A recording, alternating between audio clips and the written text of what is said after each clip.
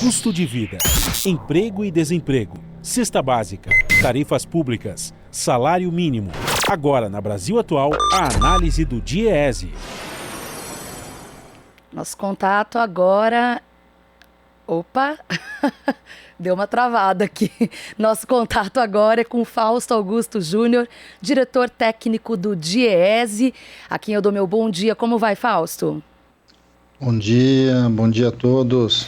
Bom, tem decisão importante hoje no Congresso Nacional, escolha do sucessor de Rodrigo Maia na Câmara dos Deputados e de Davi Alcolumbre no Senado e, claro, que vai determinar, né, o próximo biênio e a votação de pautas importantes que podem significar perdas para os trabalhadores. Para a gente começar, Fausto, eu gostaria de saber o que está em jogo nos próximos meses dessas pautas econômicas, né? Reforma tributária, alguns elementos também da reforma trabalhista. O que você acha que vai ser pautado nos próximos meses, independentemente dos sucessores nas duas casas?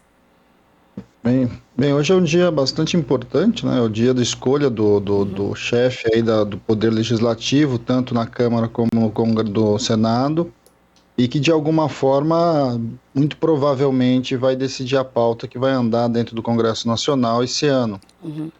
Entre os vários itens que estão em discussão no Congresso, a gente tem a questão da reforma administrativa, ou seja, uma proposta encaminhada pelo governo Bolsonaro, que de alguma forma desconstrói o que a gente entende por serviço público até hoje, uma vez que vai buscar acabar com a estabilidade do servidor, propõe terceirizar boa parte do serviço público, propõe de alguma forma desconstruir as carreiras, desconstruir a lógica de organização de tudo que a gente conhece e vem construindo desde 1988. Na Câmara tramita também uma outra reforma importante, que é a reforma tributária, e que de alguma forma decide a vida de todos nós, uma vez que a reforma tributária é aquela pela qual decide quem, como e quanto vamos pagar de impostos, né?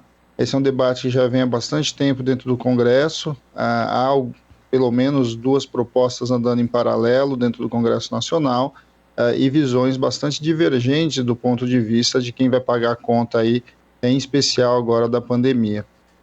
Agora, entre outras coisas, o que a gente sabe é que o Congresso Nacional, até então, vem se constituindo uma casa de estabilidade, minimamente. Ele tem, ao manter a independência em relação ao governo executivo, tem cumprido um papel bastante importante, inclusive por dentro da discussão da pandemia. Enfim, boa parte das medidas que foram construídas, inclusive o auxílio emergencial, foram construídas por dentro do Congresso Nacional, a partir das mobilizações populares, a partir do movimento sindical, a partir do movimento social. A interface, né, essa relação com o Congresso Nacional tem sido bastante importante.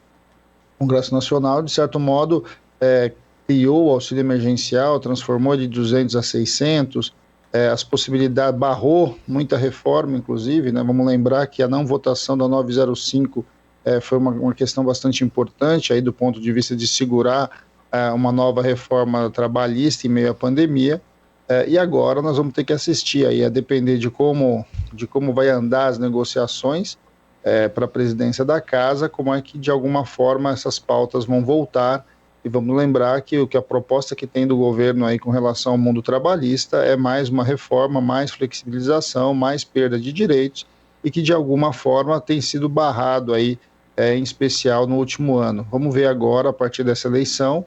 Os deputados são os mesmos, né, do período anterior, mas a presidência da casa tem um poder bastante grande, e a principal delas é escolher a pauta que vai ser discutida e vai ser votada dentro da casa. Por fim, tem uma discussão toda do impeachment do presidente, né, em meio a essa pandemia, em meio a tudo isso que a gente tem visto, é flagrante um conjunto bastante grande de crimes de responsabilidades que levariam a uma discussão séria de impeachment do presidente, mas ao mesmo tempo isso é de deliberação aí, de colocar esse processo para andar, do presidente da Câmara. A depender então de como essa votação hoje aconteça, o presidente, né, e o grupo, principalmente o grupo que vai se eleger ali para a presidência da casa, deve definir basicamente bastante coisa para este ano.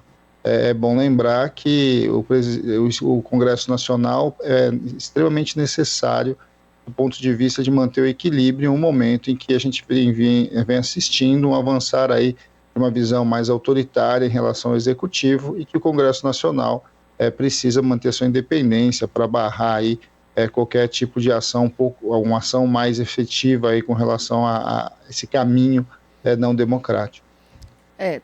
Bom, sem contar que é muito o que você falou, né, Fausto? Mesmo Arthur Lira, que é o candidato de Bolsonaro ganhando, ele vai acabar enfrentando essa pressão pela votação do impeachment, né?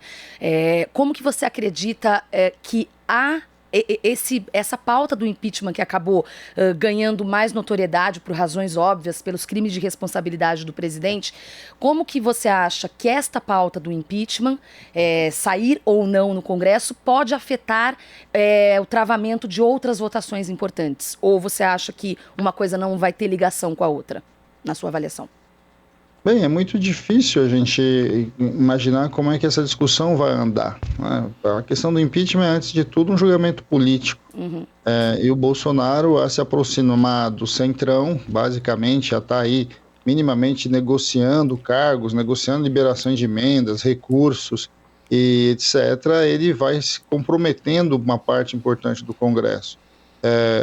O próprio presidente é originário do chamado centrão, ou seja, desse núcleo aí de centro-direita, extremamente fisiologista, né, normalmente vinculado ali às relações com o próprio executivo e o que o executivo acaba lhe concedendo de vantagens, e que de alguma forma a gente vai vendo muito mais uma relação quase que econômica do que uma relação política.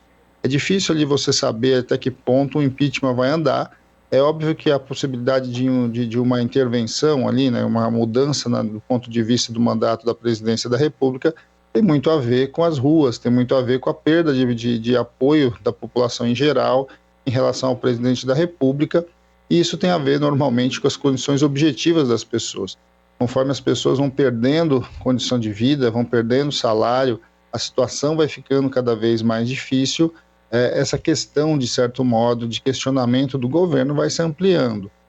Agora, o Congresso Nacional, a depender de quem assume a presidência da Câmara, é uma barreira importante com relação à questão do impeachment, e não é à toa que o governo Bolsonaro está jogando um peso bastante grande nessa eleição, porque é o presidente da Câmara, de certo modo, que autoriza o andamento desse processo e pode, inevitavelmente, levar ao impeachment? Não, mas pode minimamente caminhar em um processo de desgaste do próprio governo.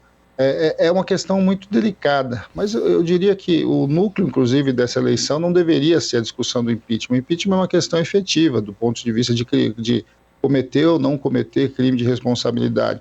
O importante é as pautas que vão andar, as pautas que, de alguma forma, vão decidir muito do futuro do Brasil e não só do atual governo. De alguma forma, é bastante importante que a gente mantenha a independência do Congresso Nacional, ou seja, a separação entre os poderes, entre o Executivo, o Judiciário e o Legislativo, é a base da sustentação da democracia. Então, você ter um Congresso Nacional independente que minimamente discuta as pautas importantes para o país e decida os caminhos aí do futuro do Brasil, é certamente muito mais importante do que finalmente aí, ou o caminho de um governo deste ou daquele partido. Eu acho que nós estamos num daqueles momentos em que a democracia precisa prevalecer e a independência entre os poderes é fundamental.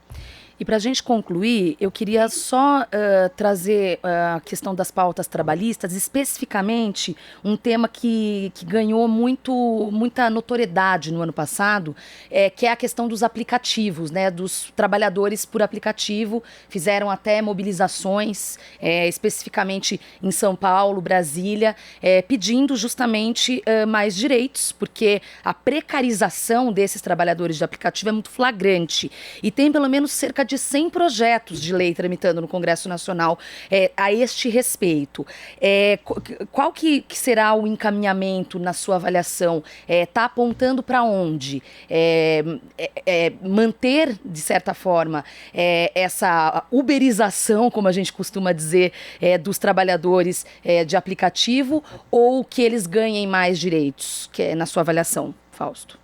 Bem, todas as discussões trabalhistas hoje dentro do Congresso Nacional, independente aí de quem ganha a casa, né, do grupo que ganha a casa, tem uma visão muito próxima a uma visão tipicamente liberal ou neoliberal. o que tem indicado que toda a discussão trabalhista dentro do Congresso Nacional tem significado perda de direitos dos trabalhadores e flexibilização do conjunto de formas de contratação, jornada e outros direitos independente muitas vezes até do posto de trabalho. A questão do trabalhador aí de aplicativo, ela foi bastante relevante, ela está sendo bastante relevante agora na pandemia, e é claro que é uma discussão bastante importante. É um dos temas que vai estar tramitando agora ao longo do ano. É muito difícil de saber se é um tema prioritário, é um tema que vai ter capacidade, inclusive, de avançar. Como você mesmo disse, tem um conjunto bastante grande de projetos tramitando e projetos com perfis completamente diferentes. Perfis que vão desde você equiparar o trabalhador de aplicativo a um trabalhador seletista, carteira azul, como ou projetos de lei que flexibilizam, né, que criam uma forma nova de contratação, que de alguma forma vai contra, inclusive, a lógica do que a gente entende pelo trabalho subordinado, pelo trabalho do empregado a uma grande empresa.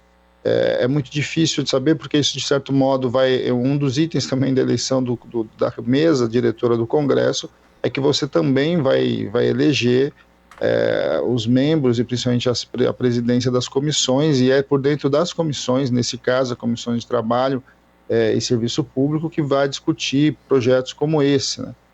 E o presidente da comissão é quem escolhe o relator, e o relator tem um poder bastante grande nessas matérias, uma vez que normalmente ele vai compilar o conjunto desses 100 e tantos projetos de lei vinculados a esse tema e propor ali na negociação por dentro da comissão um substitutivo que de alguma forma vai indicar o caminho para onde vai. Então, a depender de quem é o relator, primeiro a depender de quem será o presidente da comissão, depois quem o presidente da comissão irá escolher como relator, a capacidade de negociação e pressão aí dos movimentos sociais, e aí nesse caso em especial do movimento sindical, que a gente vai ver como é que esses projetos vão se realinhando por dentro do Congresso Nacional. Ou seja, hoje é um dia bastante importante, é um dia para a gente ficar bastante atento no que como vai estar andando por dentro do Congresso Nacional, porque os acordos para a presidência da Câmara, por exemplo, passam pela aprovação deste ou daquele projeto, como por exemplo esse, mas certamente a questão das reformas é algo que vai tramitar de maneira bastante importante. Vamos lembrar aí que tem uma PEC emergencial tramitando também. Essa PEC, entre muitas coisas, ela fala em desindexar, então ela fala, por exemplo, em mexer na recomposição do salário mínimo, na recomposição de várias formas aí de repasse dos serviços públicos, de verba. Ela fala, por exemplo, em quebrar